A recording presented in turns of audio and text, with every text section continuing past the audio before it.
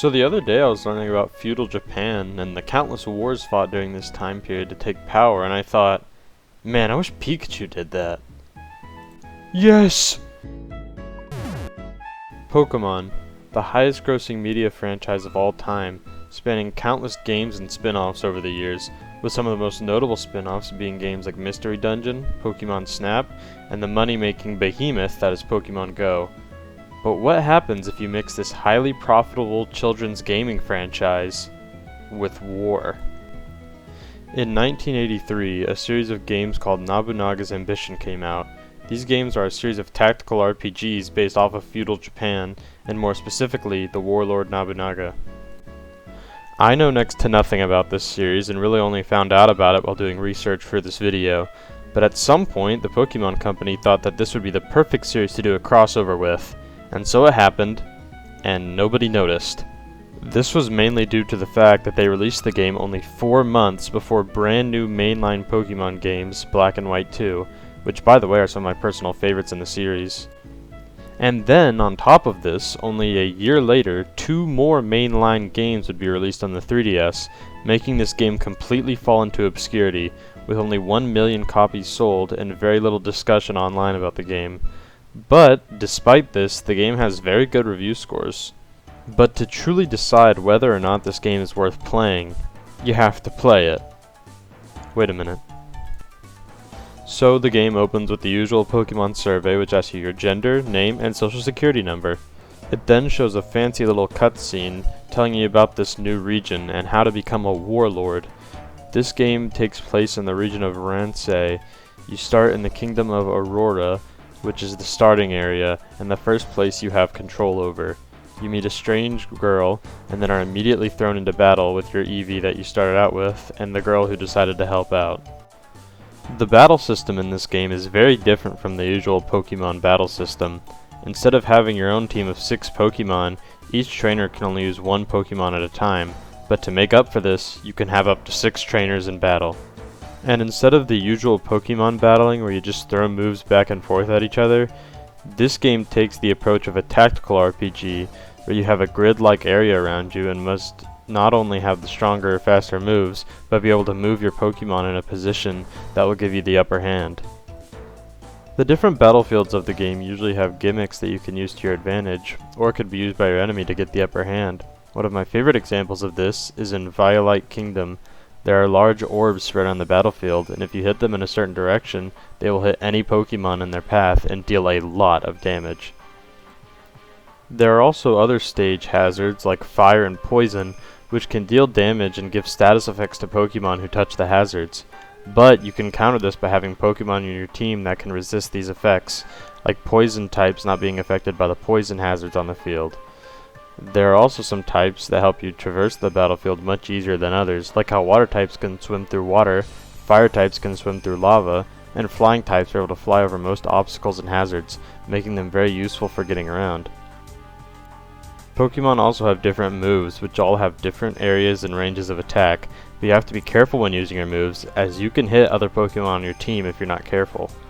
After the battle ends, the strange girl introduces herself as Oichi and asks to join your army. She then tells you that the reason so many wars are being fought in Ransei is because all of the warriors believe that if they conquer all 17 kingdoms, the Pokemon that created Ransei would reveal themselves to the warrior. And I wonder if there are any hints on who this Pokemon might be. And so it is now time to begin my conquest and claim all of the kingdoms for my own, and make the people of the kingdom fight for me so I can spread my reign across the region. Because I am the hero of this story. And as I began my conquest of the region, I realized that my army may need to be bigger than 2 people. In a usual Pokemon game, you just weaken a Pokemon and then throw a Pokeball at it. But there are no Pokeballs in this game, so the only way to get new Pokemon for your trainer is you have to bond with them by doing a rhythm minigame that fills a bar that links the Pokemon with you. Certain trainers in your team have type specialties, which means that you will only want to pair them up with Pokemon that fit their specialty for the best stats. Speaking of trainers, since you can only have 1 Pokemon per trainer, you can recruit more by battling with them and meeting certain conditions, like beating them in less than 4 moves, beating them with a super effective move, and some have special requirements. You can then use these new trainers to fight alongside you, mine for gold, buy items, and keep them in certain kingdoms to make sure it's protected. Each warrior only has one move per month, and once they are all used, you must progress on to the next month. You can use these turns to do things I listed earlier, meaning that you not only have to strategize during battle, but also when you're deciding what actions to take outside of battle and in your kingdoms. One useful thing, though, is that moving your warriors from place to place does not take up energy, meaning that you are able to accomplish a lot in just 1 month. One aspect of the game that is kind of annoying is the fact that if you want to challenge a new kingdom, both the main character and Oichi have to be in the attacking party. This is fine because the main character stayed consistently strong throughout the game, and Oichi and her Jigglypuff are useful for healing, but it sucks that I couldn't switch them out for battles where they weren't very useful. After growing my army and conquering a few kingdoms, Oichi then tells you what is going on in the northern part of the region.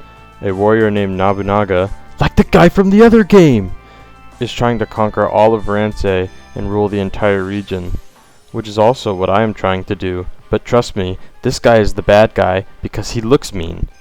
So now my new goal is to take over the entire region so we can stop this other guy from taking over the entire region because that would be bad. The most important part of taking over the entire region is conquering kingdoms. There are 17 kingdoms in the game, and you start with 1. And since the only way to take more kingdoms is declaring a full-fledged assault, it's important that you have a strong team. As said earlier, you can make your team stronger by linking with new Pokemon and recruiting new warriors, but there is more to it than just putting your strongest warrior in. There are different battlefields depending on what kingdom you are in, and they affect the battle much more than you might think. So you need to go in the battle with a team that can deal with the opponent and the arena. Most arenas have traps and other gimmicks spread about, so you have to be able to adapt to what is thrown at you, and use Pokemon that can accommodate for any tricks thrown your way.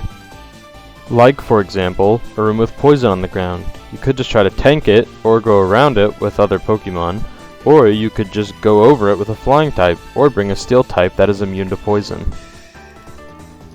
After claiming a kingdom, there may be a chance that some of the foes you battled with will want to join you, which is great for getting more firepower on your team. But the kingdoms you've conquered aren't just there to look nice, they have a lot of use as well. Every kingdom comes with new battlefields to visit, and these you can find wild Pokemon to link with, new warriors, and warriors that you have already faced that you may have not gotten to join your team the first time around.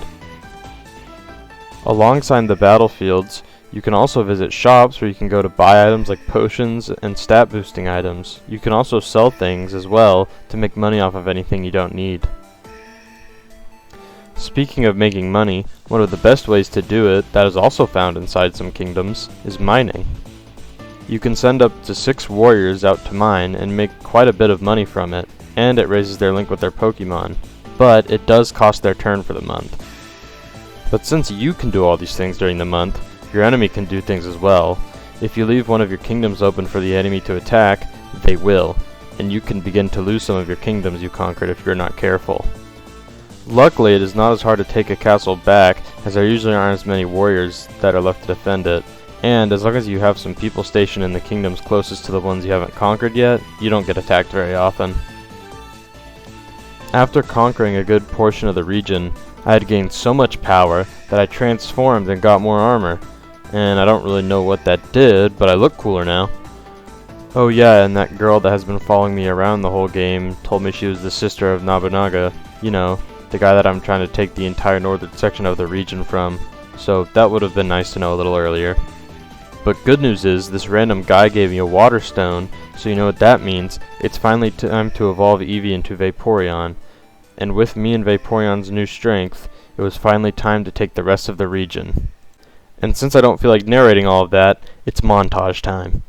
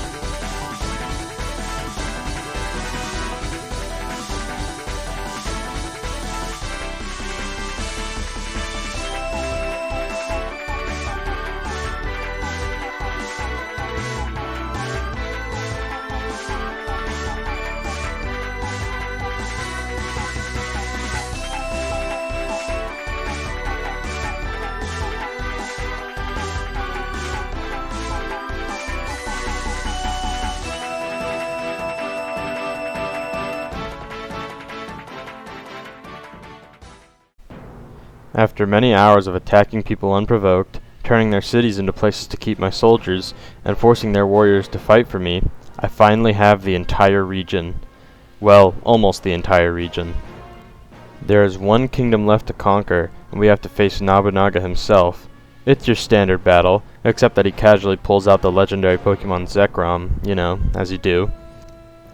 And to be completely honest, my team is not a very good counter to his, and I don't feel like changing it, so I guess I'm just gonna have to brute force my way through this one. Most battles I didn't have too much trouble winning, but this one definitely amped up the challenge for me, but that may just be because I came completely unprepared and just hoped for the best. But after finally defeating him, Nobunaga's army retreated, and I now have full control over the entire region. And with that, it's finally time to go up the Tower of Infinity and meet the Pokemon who created the region, and actually the whole world at that. Yeah, so you basically meet the Pokemon equivalent of God named Arceus, and he's all like, "Link with me, brodgi."